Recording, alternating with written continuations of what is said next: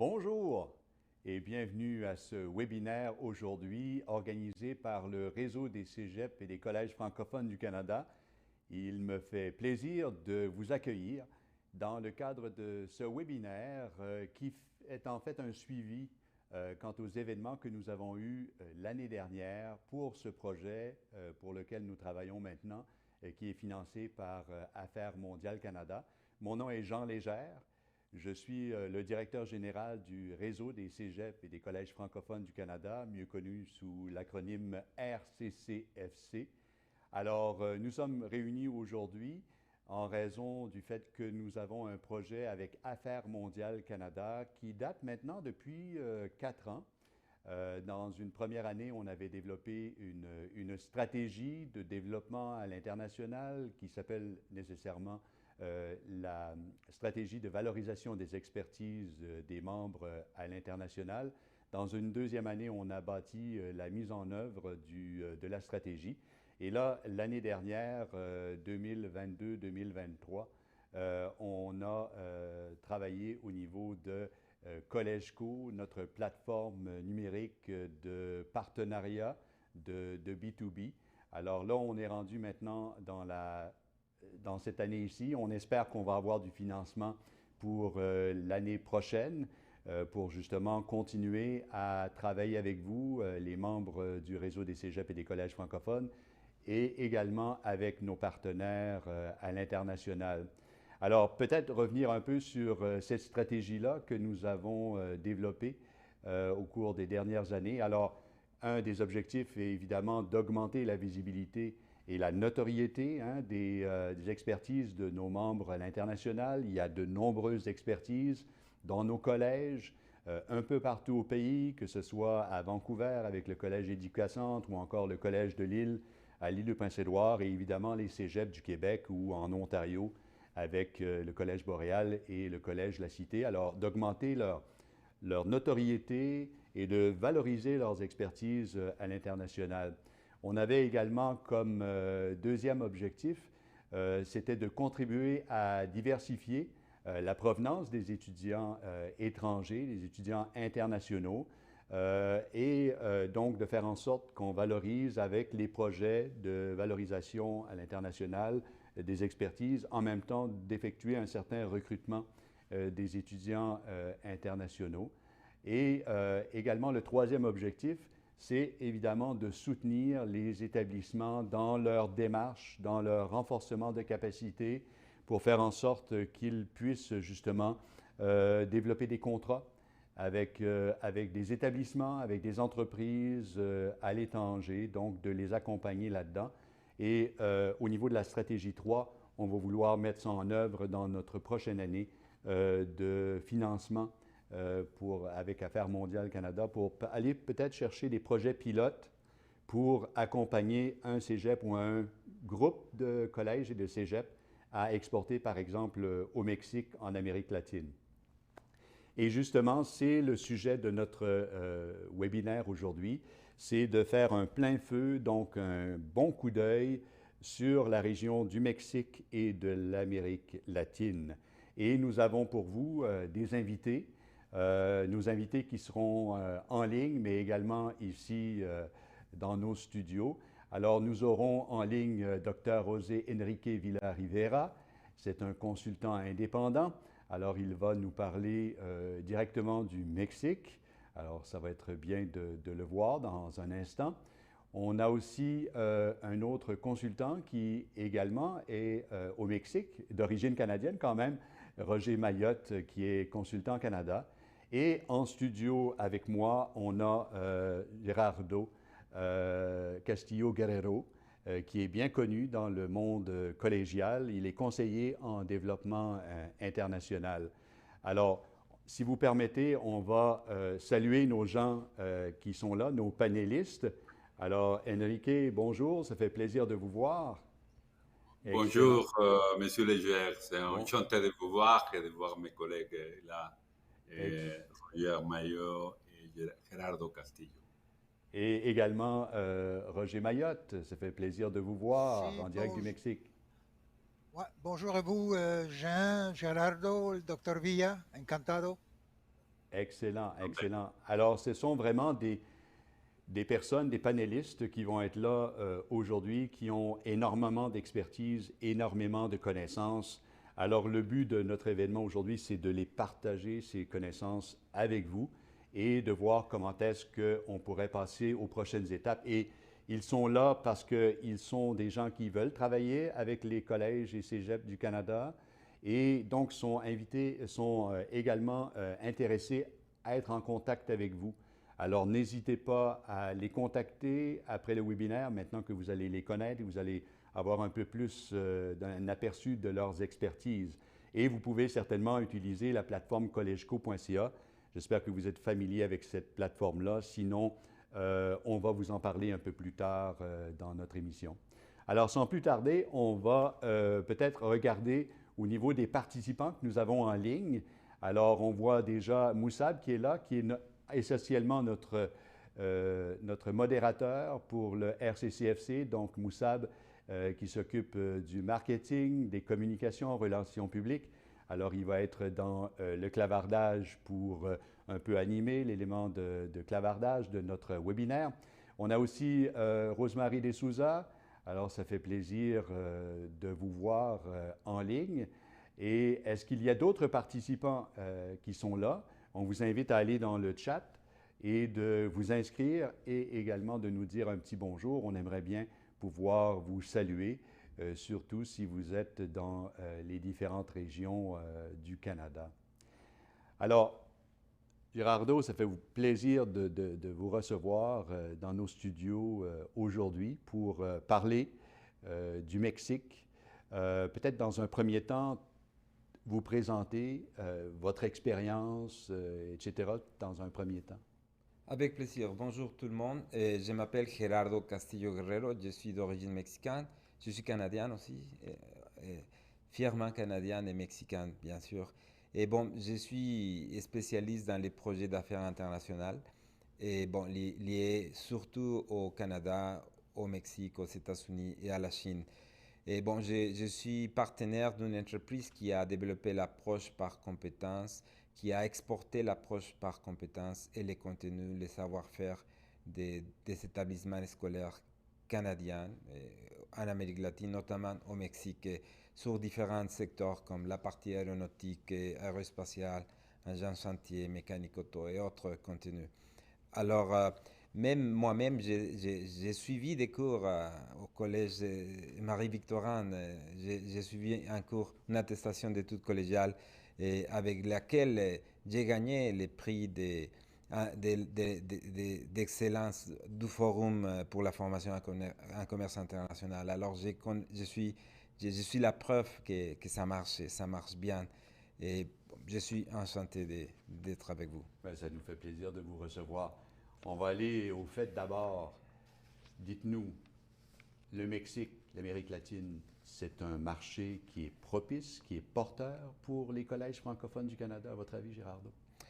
À mon avis, c'est très, très intéressant les marchés de l'Amérique latine. Et chaque pays a des différences, mais en général, malheureusement pour l'Amérique latine, l'investissement en éducation n'a pas été suffisant.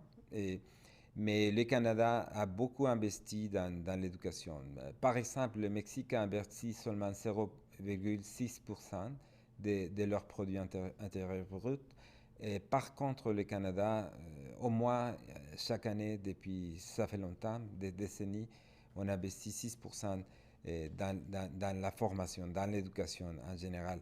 Évidemment, c'est un grand marché. Et comme vous savez, c'est un marché où il y a beaucoup d'habitants, bien sûr. Pas tout le monde va aller au collège et au cégep, bien sûr, mais il y a 475 millions d'hispanophones, sans compter le Brésil, que c'est un autre marché. Et c'est très, très intéressant aussi, mais d'hispanophones. La tranche, comme vous nous avez parlé, de l'éducation primaire qui semble être très bien établie et fonctionner assez bien au Mexique, mais quand on regarde la tranche collégiale, professionnelle et technique et universitaire, est-ce que vous avez une idée un peu du pourcentage qu'il y a dans ces différentes sections? Oui, évidemment, le Mexique a une population de 100, par exemple, je mets seulement l'exemple du Mexique, une population de 126 millions de personnes. Et la tranche entre 15 et 19 ans, c'est de 8,63%. Et ça veut dire 10,7 millions d'habitants qui vont à l'école dans les réseaux publics et dans les réseaux privés. Et un petit peu plus âgés dans la tranche de 20-24 ans, il y a 8,3% des populations, ça veut dire 10,3 millions. L'âge moyen du Mexique, mais on avait un bonus démographique si important, mais maintenant, en 2021, c'est seulement de 29,3% en des populations, oui. Est-ce que je peux assumer que, comme beaucoup de pays dans le monde, on a beaucoup concentré au niveau de l'universitaire et un peu moins au niveau professionnel et technique? Est-ce que c'est le cas pour le Mexique? Malheureusement, ça a été les projets du Mexique et l'éducation universitaire, c'était un peu comme les véhicules de mobilité sociale pour beaucoup d'années. Mais maintenant, il y a une autre approche. Les personnes veulent acquérir des compétences spécifiques pour appliquer dans un processus et rentrer le plus rapidement au marché du travail. Alors, il y a un grand changement et les personnes sont en train de réfléchir. Les familles, est-ce que j'envoie mon gars, ma fille au collège, au cégep, ou je l'envoie carrément à l'université? L'université, c'est toujours important, mais c'est des circuits différents. Peut-être, d'abord, ça peut devenir un tremplin pour des études à plus long terme. Est-ce que l'économie, en ce moment, est propice à justement l'éducation professionnelle et technique? Est-ce qu'il y a, je dirais, une croissance économique qui nécessite justement la formation professionnelle et technique des gens? En général, l'économie de l'Amérique latine n'a pas eu beaucoup de succès. Et bien sûr, la régionalisation, la mondialisation, c'est des défis assez grands. La partie politique est aussi importante. Par contre, le Mexique fait partie de l'ancien ALENA, le TEMEC, il y a une vingtaine de secteurs qui sont assez dynamiques et qui grandissent bien. Le Mexique, avec la rupture de la chaîne d'approvisionnement, devient encore très important pour les industriels, pour être beaucoup plus proche du marché américain. Par contre, il faut avoir des ressources humaines bien formées. Et c'est ça, c'est ça les points importants du Canada, qui a beaucoup de soutien pédagogique, beaucoup de contenus, tous les membres du réseau ont beaucoup de formations pertinentes à offrir au marché mexicain, au marché latino-américain. Justement, est-ce que vous connaissez bien les collèges francophones du Canada? Vous connaissez pas mal les programmes. Est-ce qu'il y a des programmes en particulier qui auraient un fort potentiel au Mexique en ce moment? Oui, il y a des programmes si importants, par exemple l'industrie minière. Et il y a des projets qui se développent du nord du pays, au Mexique, mais aussi au Pérou, aussi en Colombie. Et il y a des programmes sur mesure faits par les collèges boréal, par exemple, ou des programmes, des méthodologies comme l'analyse de situation de travail, et en plus des programmes normaux comme les diplômes des études collégiales qui sont très pertinents sur la partie minière. Et il y a beaucoup d'entreprises canadiennes qui exportent leur technologie, leur savoir-faire, et ça prend des opérateurs, ça prend des personnels bien formés en Amérique latine. Mais les écoles, des fois, ne sont pas à l'auteur, ne sont pas au rendez-vous, et c'est là-bas où c'est la pertinence de la formation offerte par les membres en général du réseau, mais avec des exemples assez particuliers comme Collège Boréal. Ou peut-être qu'on peut mettre ensemble, former un espèce de consortium. Peut-être que Boréal dans la partie des mines, mais Jonquière dans la partie environnementale. Et ça fait... Exactement, au cégep de Thetford en minéralogie, collège communautaire du Nouveau-Brunswick, peut-être au niveau de la formation avec des simulateurs de machinerie lourde, ce genre de choses. Est-ce que, justement, en préparation à notre entretien, Ricardo, on a un peu regardé quels étaient les collège qui aurait peut-être un potentiel, un fort potentiel, peut-être à court terme? Là, on les sollicite, on vous sollicite. Si vous êtes nommé, certainement, entrez en contact avec nous, puis on va voir comment est-ce qu'on peut vous aider à ce niveau-là. Est-ce que vous avez comme regardé l'ensemble des collèges francophones puis identifié des choses plus spécifiques là, de potentiel d'exportation? Oui, par exemple, le Cégep de l'Outaouais offre un programme en technologie de la géomatique, la cartographie, et c'est tellement important, c'est pertinent. Et à plusieurs reprises, on trouve dans les réseaux des Cégep et des collèges et beaucoup de formations en infrastructure de technologie de l'information. C'est des compétences quand même si intéressantes. Et aussi dans la fabrication des pointes. Par exemple, le Collège Maisonneuve offre, avec son Institut de technologie d'emballage et de génie alimentaire, et on peut travailler avec des créneaux spécifiques. Et si un collège ou un cégep souhaite travailler avec le Mexique, l'Amérique latine, c'est mieux d'aller avec des entreprises directement, avec des établissements, avec le gouvernement. Qui seraient les intervenants dans ces pays qui seraient à privilégier? Bon, je pense qu'il faudrait faire une stratégie bien ciblée. Et bien sûr, il y a les grands réseaux publics qui est immense. On a des institutions comme le CONALEP, c'est un réseau de quasiment 700 établissements partout au Mexique. Mais c'est divisé, c'est géré par État. Et alors, ça serait intéressant de faire une approche avec l'établissement scolaire, mais aussi avec les autorités éducatives, mais sans oublier jamais la partie des industriels. Alors, c'est dans ce sens que se font beaucoup de grappes industrielles. Par exemple, dans l'état de Coahuila, il y a les clusters industriels de l'énergie, ou dans les clusters de Sinaloa pour la partie agroalimentaire. Ça serait si pertinent que les CG, par exemple, de la Pocatière pourraient contribuer à faire une offre assez spécifique. Parlons maintenant de l'aspect linguistique. Je pense que c'est important. Nos collèges sont des collèges qui travaillent en français, qui éduquent, qui offrent leurs services prioritairement en français. Il y en a quelques-uns qui peuvent offrir en anglais et même dans d'autres langues.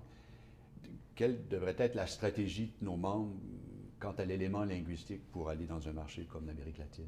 D'abord, il faudrait vérifier les besoins. Par exemple, dans un commerce international, le Cégep Marie-Victorin, avec son programme en commerce international en anglais, il fait déjà ça en distance pour des étudiants de l'Inde, des professionnels en Inde ou en Chine, et pourquoi pas en Amérique latine. Et tout le monde veut faire cette formation en anglais. Ils sont déjà tous les outils.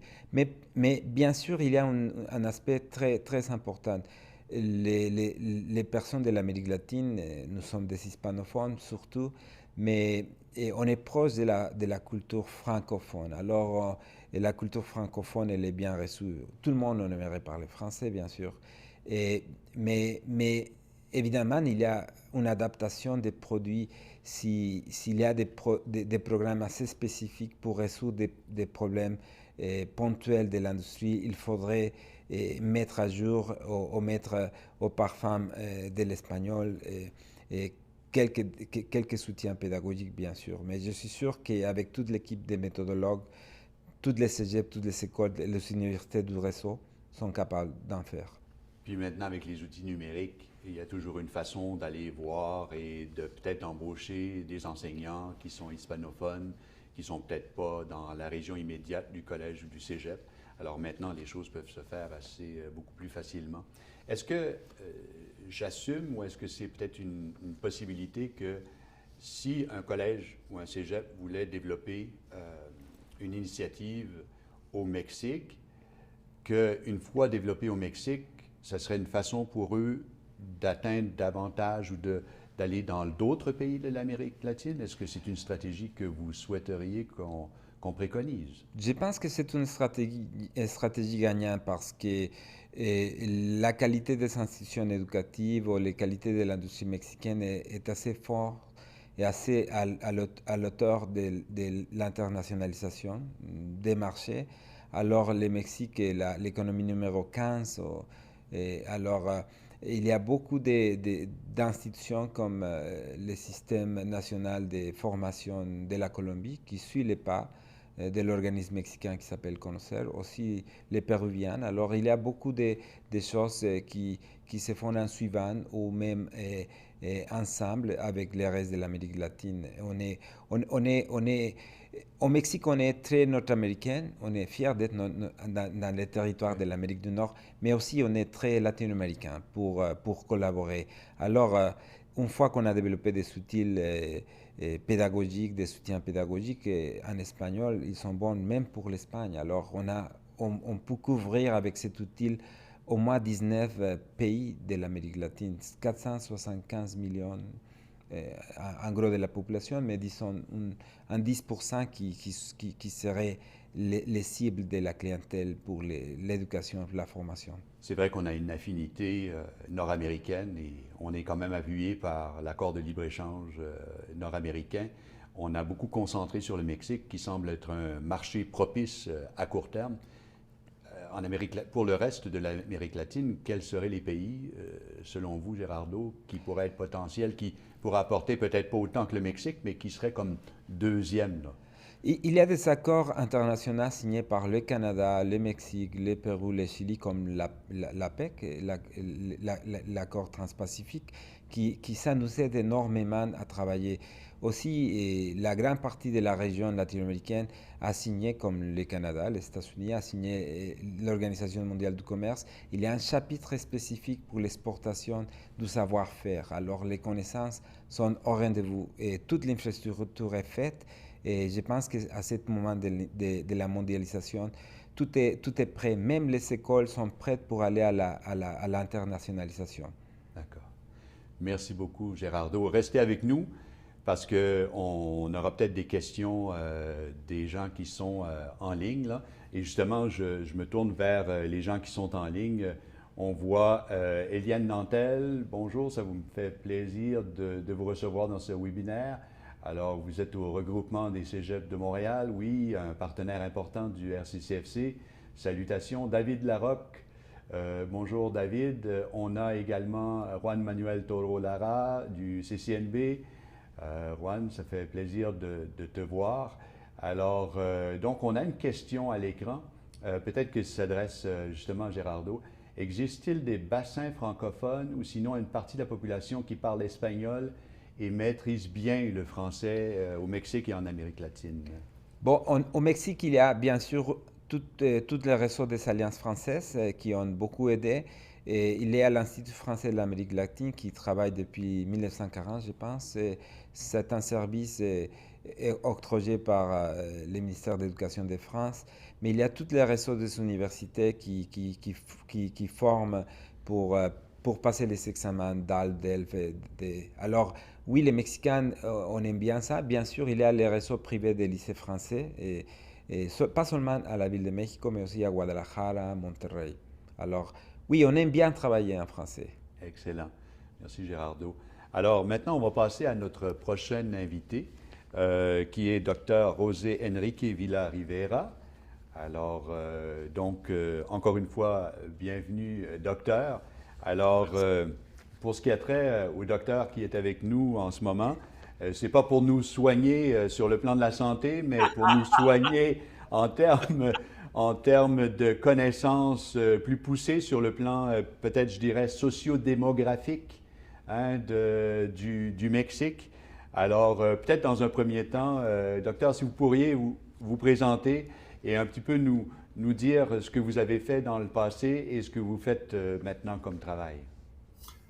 Oui, bien sûr, Monsieur Léger. Enfin, d'abord, il faut que je commence en disant que mon français n'est pas aussi bon que celui de Gerardo Castillo. Bien sûr, je fais mon doctorat en France, mais ça fait déjà longtemps. Donc, je vais essayer quand même de me débrouiller, et essayer de laisser les mots et le message que j'ai préparé pour cela. Deux, trois mots sur mon devenir professionnel. Je suis ingénieur chimique. Je fais un doctorat en France en génie pétrolière. Et après beaucoup de temps, j'étais directeur général de l'Institut national polytechnique. C'est l'institution plus grande au Mexique de formation des ingénieurs. Après l'Université nationale du Mexique, c'est l'institution plus grande en nombre d'élèves. Et après ça, j'étais directeur général de l'Institut mexicain du pétrole. L'Institut mexicain du pétrole, c'est le centre de recherche plus important dans les domaines des hydrocarbures, des énergies. Et suite à ça, je dirigeais le Conseil national de sciences et technologies. Le Conseil national de sciences et technologies au Mexique, pour faire une comparaison avec le Canada, c'est le ministère des sciences et technologies. Et là, on a dirigé la politique scientifique et technologique du pays.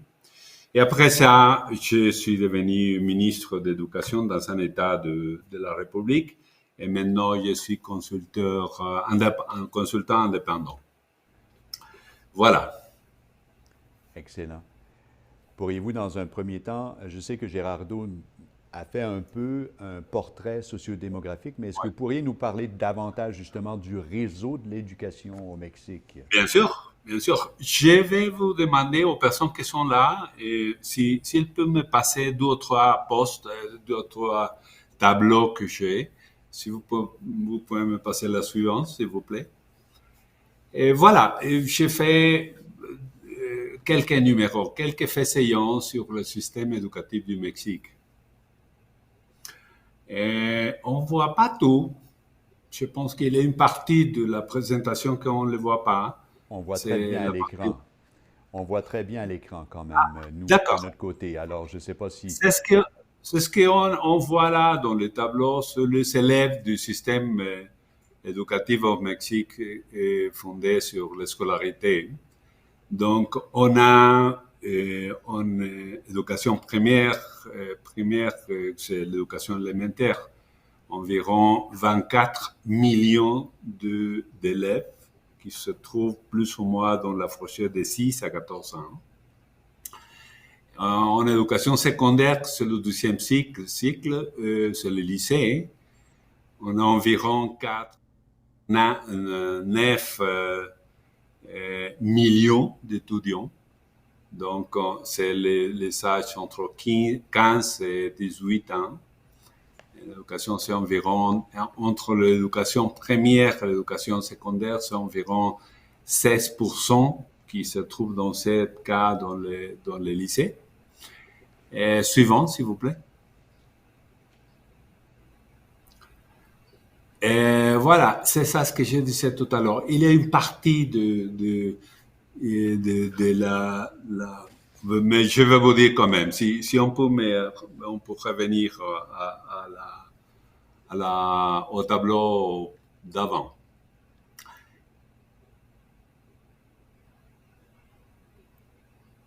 Voilà. Et ce qui manque là, et qui était dans la présentation, c'est le 3e cycle, c'est l'éducation supérieure. Et en éducation supérieure, on a environ 4 millions d'étudiants, c'est-à-dire un peu moins que le lycée. 4 millions d'étudiants qui font des programmes d'études qui visaient sur les ingénieries, sur tous les niveaux, le 3e niveau, le 3e cycle. Et finalement, on a environ 1,7 million d'étudiants qui font des programmes spécifiques pour la capacitation dans le travail. C'est ça l'ensemble. On a dans le système éducatif mexicain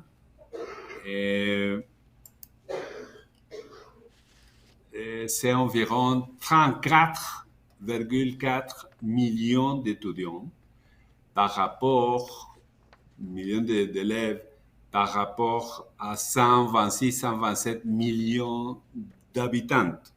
Donc, vous voyez là l'importance de l'éducation dans notre pays par rapport au nombre d'habitants on a. Et alors, maintenant, si vous pouvez me passer la suivante. Si on peut faire un zoom sur le sous-système d'éducation secondaire sur le 12e cycle, on a 3 millions en lycée général, environ 1,7 million de lycées en lycée technologique et 50 000, oui, il y a une petite erreur là, c'est 50 000 étudiants en professionnel technique. C'est là, si vous voyez ce tableau-là, c'est là où se trouvent les possibilités de collaboration et d'échange avec les lycéens, le RCCFC au Canada. C'est-à-dire les programmes au Mexique qui ont une compatibilité avec ce type de programme, c'est le lycée technologique et les professionnels techniques et quelques programmes qui se trouvent dans l'éducation supérieure. C'est là le domaine au nombre de chiffres des étudiants que nous avons au Mexique. Si vous pouvez me passer la suivante, s'il vous plaît. Et il y a quelques questions que M. Léger a posées à M. Gerardo Castillo qui peut-être se trouvent ici. On peut trouver ici une réponse sur le thème qu'il a demandé. D'abord, quelle stratégie on peut suivre pour collaborer ou exporter sur les services éducatifs qu'il y a le RCCFC au Mexique? D'abord, il faut considérer 3 ou 4 aspects importants à mon avis. Et Monsieur Léger demandait si l'espagnol ou le français était une question qu'on devait considérer. Bien sûr, dans la collaboration, c'est une affaire culturelle à avoir avec des personnes, avec la communication. Donc, l'espagnol, c'est une question importante, ou les français, c'est une question importante pour essayer de faire une collaboration à longue durée. Et la langue, c'est important. Vous savez, il faut vous rappeler, l'Amérique latine a environ 650 millions d'habitants, desquels 465 environ parlent l'espagnol. Donc, si on veut faire quelque chose au Mexique et en Amérique latine, donc il faut travailler, il faut s'y mettre dans les thèmes de la langue. Et il y a, comme disait Gerardo Castillo tout à l'heure, un réseau de formation au Mexique, mais c'est ce qu'il faut dire aussi clairement, c'est qu'au niveau lycée, au niveau de l'éducation du primaire au secondaire, on ne parle pas français, on parle un petit peu d'anglais, mais c'est difficile la communication si on veut faire de collaboration avec d'autres pays ou d'autres réseaux au Canada notamment. Donc, il faut s'y mettre dans les thèmes, il faut voir les thèmes des langues. Il faut connaître aussi, à mon avis, il faut connaître très bien le fonctionnement du système éducatif au Mexique. C'est assez grand, comme on l'a vu, avec quelques numéros, quelques chiffres, mais aussi il y a beaucoup de sous-systèmes qui ne fonctionnent pas alignés, je peux dire. Donc, à mon avis, nous avons au Mexique un problème de structure qui ne se communique pas suffisamment pour avoir des résultats plus importants. Donc, il faut connaître très bien.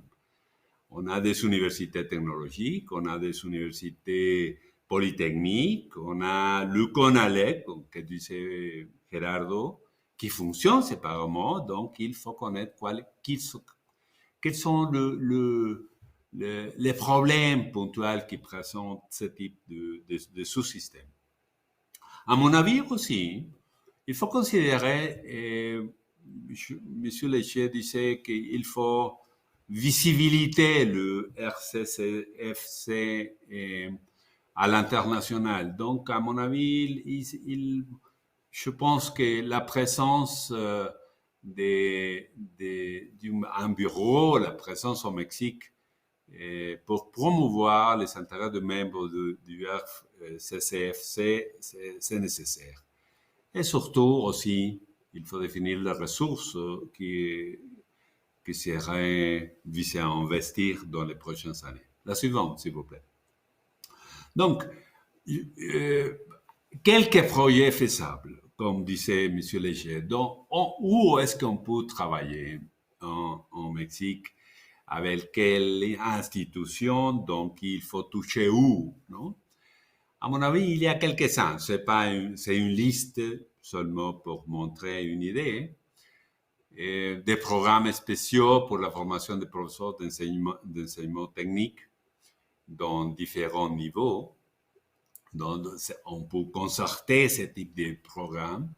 Des alliances stratégiques pour le développement des projets spécifiques. On a parlé du CONALEP. CONALEP vient de renouveler son staff directif. Donc, ils sont en train de développer une réforme du système d'enseignement technique. C'est un système assez large, assez élargi dans tous les pays. Dans tous les États, il y a au moins 2 ou 3 écoles qui sont centralisées par le CONALEP. Un autre projet faisable, c'est des programmes spéciaux pour la formation, l'utilisation des outils techniques virtuels, programme de mobilité des élèves, alliance pour l'établissement de formation technique avec double titulation. C'est-à-dire, c'est quelques projets faisables, mais il y a beaucoup en fonction de connaissance, en fonction de la capacité de chaque école du RFSC. Quelles sont les potentialités, quelles ressources humaines on a, quelle est l'infrastructure. Il y a beaucoup de programmes qui peuvent être mis en œuvre dans ce type de collaboration, comme programmes de mesures, des attestations d'études collégiales, programmes de formation présentielle à distance et en ligne, des formations non créditées, des programmes collégiaux crédités, etc., etc. Mais je pense qu'il y a une possibilité réelle, mais il faut connaître bien en place la situation de l'éducation au Mexique et il faut connaître, bien sûr, avec des précisions, quel type de programme on peut collaborer ou exporter dans le Mexique. Voilà. Enrique, merci beaucoup pour votre présentation. Moi, j'aurais peut-être une question qui pourrait s'adresser à vous, José Enrique, et aussi à Gerardo ici en studio. Ce serait de savoir, est-ce qu'il y a le financement qui est comme possible? Parce que parfois, on peut travailler sur des projets, sur des choses, et là, on a identifié les secteurs, les programmes potentiels à exporter, mais en contrepartie, il faut que nos collèges et cégeps soient payés jusqu'à un certain point. Fait que j'aimerais ouvrir cette discussion-là, à savoir le potentiel d'être payé, d'être compensé finalement pour le travail effectué. Est-ce que vous avez une perspective là-dessus, José Enrique?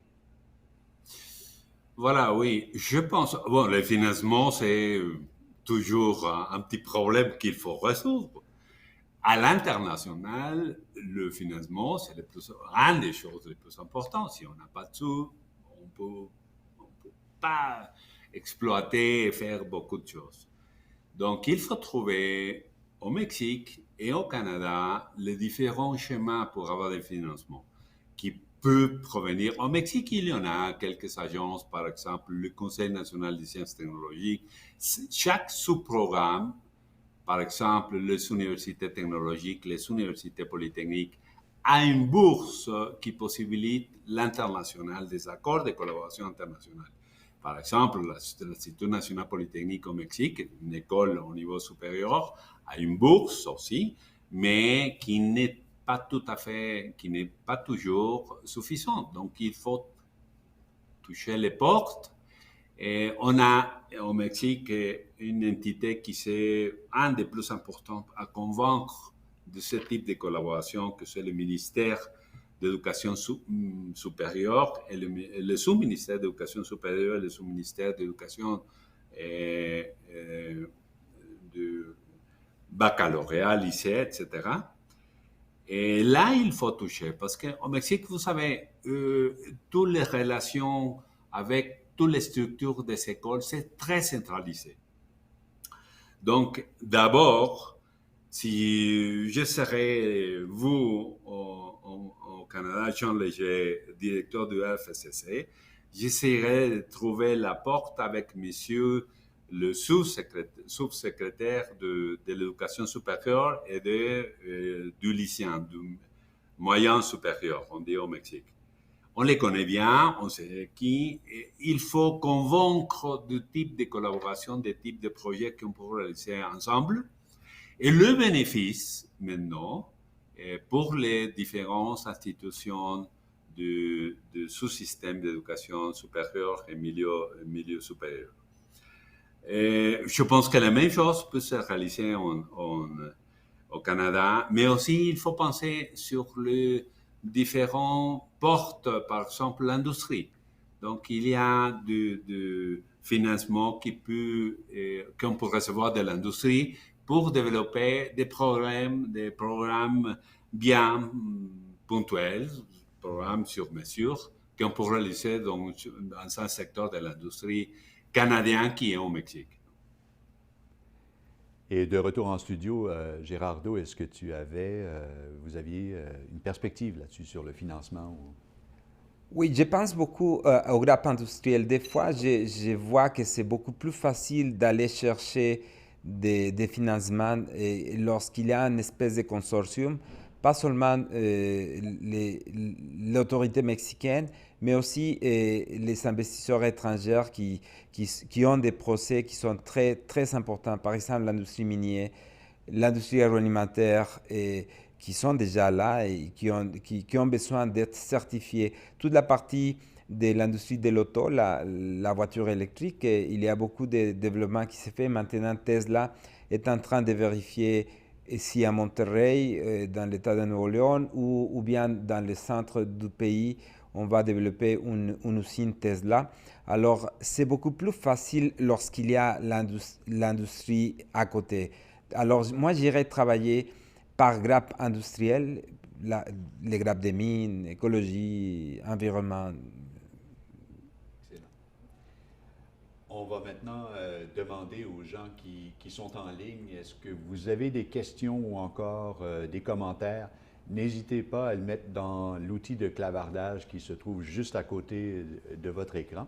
Alors maintenant, on va passer à notre troisième invité, qui est M. Roger Mayotte. Bonjour, Roger. Alors, Roger était en ligne un peu plus tôt. Vous êtes là, Roger? Oui, oui. Excellent. Ben, ça nous fait plaisir de vous retrouver dans le cadre de ce webinaire avec Gerardo et avec José Enrique. On leur avait parlé dans le cadre de notre forum international de l'année dernière, mais on n'a pas eu la chance de vous parler. On ne vient que de vous connaître, Roger Mayotte. Vous êtes consultant canadien au Mexique. Racontez-nous un petit peu votre expérience professionnelle au niveau du Mexique et dans le monde, parce que je pense que vous avez été diplomate dans une carrière précédente. Oui, effectivement. Merci beaucoup de m'avoir invité. Ça me fait excessivement plaisir de participer. Je vais vous dire un peu de mon cheminement. J'étais un petit gars du Québec, j'étais un petit gars de Val-d'Or en Abitibi. Et j'ai été diplomate dans plusieurs pays, plusieurs continents. Par contre, je me suis spécialisé de par le fait en Amérique latine, le Mexique et ainsi de suite. Donc, j'ai aussi travaillé pour quelques grandes entreprises du Canada pour vendre des services un peu partout, que ce soit en Chine, que ce soit en Inde, que ce soit dans le Moyen-Orient et ainsi de suite. Bon, c'est ça. Vous voyez la première diapositive, c'est le Mexique. C'est le Mexique tel que on le voit beaucoup dans les brochures et ainsi de suite. Par contre, il y a beaucoup plus du Mexique que les plages, que les tout inclus et ainsi de suite. C'est un pays qui est en voie de développement. Il y a plein de choses à faire. Donc, ça représente pour nous autres beaucoup d'opportunités.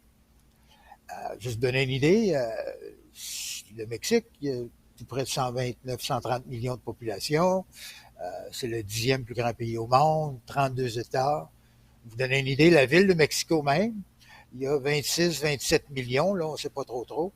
Ben, écoute, c'est la 6e plus grande ville au monde. Ça fait que c'est quand même assez intéressant.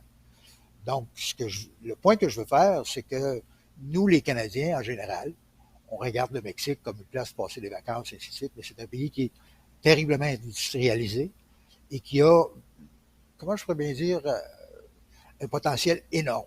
C'est aussi, jusqu'à un certain point, un pays qu'on oublie.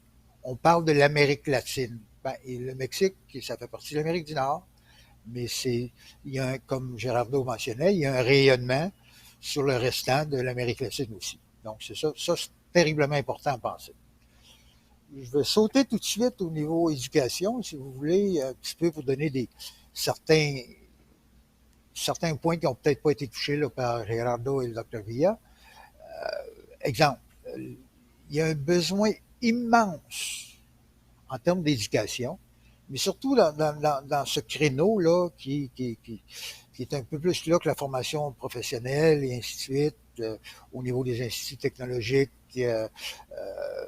la participation directe avec l'industrie. Il faut comprendre aussi que c'est très nouveau, ce genre de formation-là. Il y en a toujours eu. Par contre, il y en a il va falloir qu'on le développe un peu. Une des choses qu'on s'est aperçu ici, c'est que oui, il y a de la formation. Par contre, c'est pas nécessairement la bonne formation. Les entreprises locales sont de plus en plus exigeantes. Écoute, ils engagent, on va parler justement d'un soudeur, par exemple.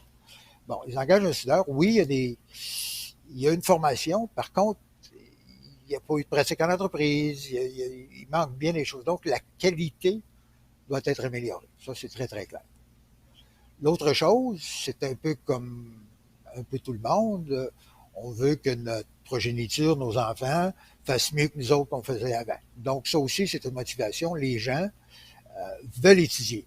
Par contre, c'est pas accessible pour tous. Parce que le système éducationnel, bon, c'est le privé, le public. Et le public, comme le mentionnait le Dr. Villa, disons et Gerardo jusqu'à un certain point, il manque beaucoup d'investissements et ainsi de suite. Par contre, le privé est très actif et offre une série de cours, que ce soit au niveau ici on les appelle universités technologiques et ainsi de suite. Il ne faut pas se perdre dans le terme université, là. Ce sont des instituts au niveau de nos collèges et de nos cégeps. Je pense que déjà là, il faut faire bien attention. Et il y a des universités très bien connues comme Tech Monterey et ainsi de suite qui donnent d'excellents cours, d'excellentes formations. Ils ont aussi des ententes avec certaines de nos institutions au Canada. J'ai fait une petite liste rapide de ce qui pourrait être terriblement intéressant. Il va falloir certainement aller plus profond dans ça, là, mais disons que pour le besoin de qu'est-ce qu'on avait, comme Gerardo l'a mentionné, au niveau de l'aéronautique, écoutez, Bombardier est ici, Airbus est ici, CFM est ici.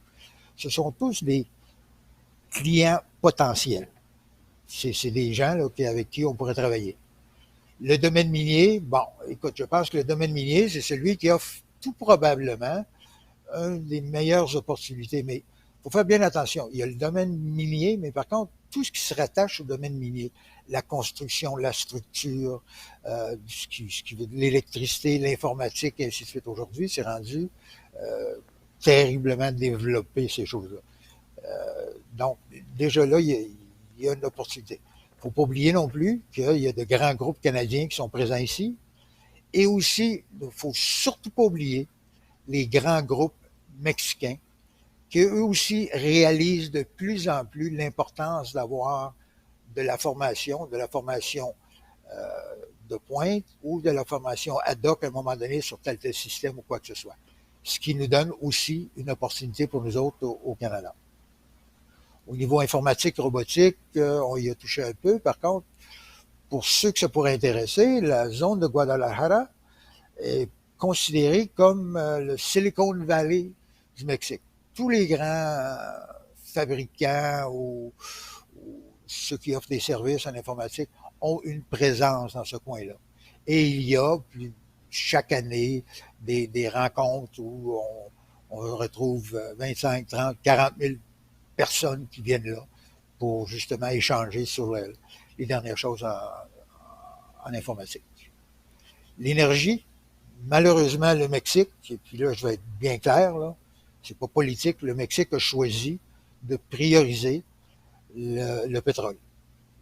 Par contre, il y a une ouverture pour les énergies vertes qui plus ou moins était malmenée.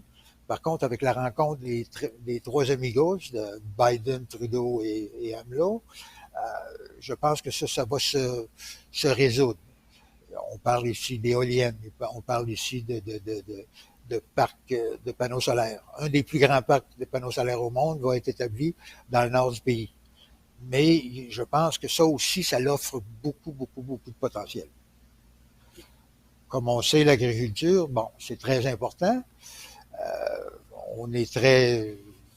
Écoute, nous autres au Canada, là, si vous regardez la provenance, c'est les États-Unis et le Mexique. Et bien souvent, il y a des choses qui sont marquées États-Unis, qui sont produits sur la partie frontalière du Mexique.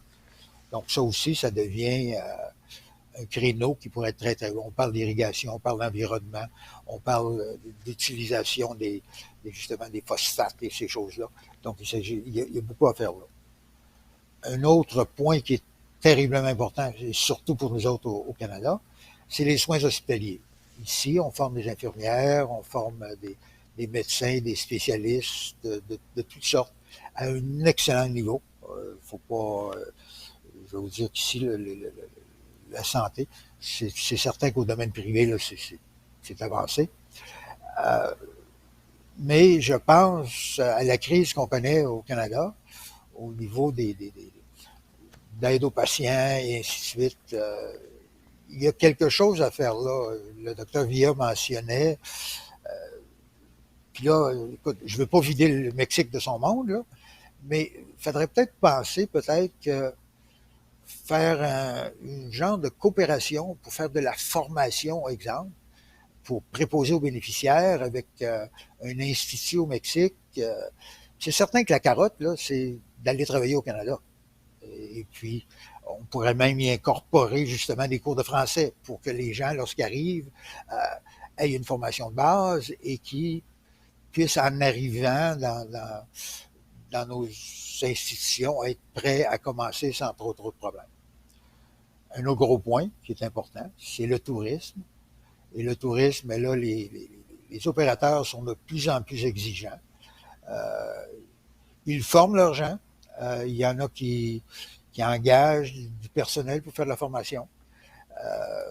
Ça aussi, ça serait un créneau à regarder, le développer. Écoute, ça couvre tout, là. Ça couvre la maintenance, ça couvre les eaux usées, ça couvre l'accueil, disons que ça couvre beaucoup plus que ça. On a touché aussi rapidement aux grappes industrielles. Je pense que ce que Gerardo mentionnait tout à l'heure, je pense que c'est probablement, si on veut travailler directement avec l'industrie, le meilleur créneau à exploiter. Celui de minier est très actif, et puis ces gens-là ont des fonds. Et puis faut pas s'y méprendre, il y a de l'argent.